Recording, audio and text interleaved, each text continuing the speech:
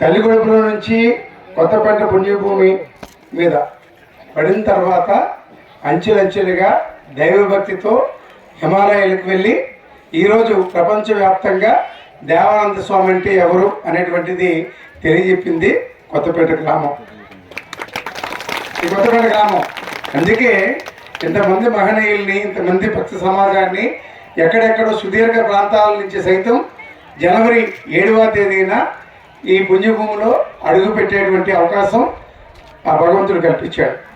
అలాగనే తల్లి కడుపుల నుంచి ఈ కొత్తపేట పుణ్యభూమి మీద నేను పడిన తర్వాత ఈరోజు రాష్ట్ర స్థాయిలో ఈరోజు ఒక ఉన్నతమైనటువంటి పదవిని వచ్చింది అంటే ఇది పుణ్యభూమి. దీని ఎవరు కూడా మర్చిపోవడానికి లేదు. అందుకే ఇక్కడ జన్మించకపోయినా చాలామందిని ఈ పుణ్యభూమి దగ్గరికి స్వామీజీ తీసుకొచ్చి ఇటువంటి ఒక దైవ సంకల్పంతో ఒక మంచి కార్యక్రమాన్ని ప్రతి సంవత్సరం కూడా ఒక సంవత్సరానికి ఒక సంవత్సరం తీసిపోయే విధంగా కాకుండా గొప్పగా చెప్పుకునే విధంగా ఈరోజు అందరూ కూడా భక్త నామస్మరణాన్ని స్మరించేటువంటి అవకాశాన్ని కల్పించడం నిజంగా ఈ కార్యక్రమంలో పాల్గొనడం కూడా ఇది మనందరి తాలూకా దైవ సంకల్పంగా భావించుకోవాలి.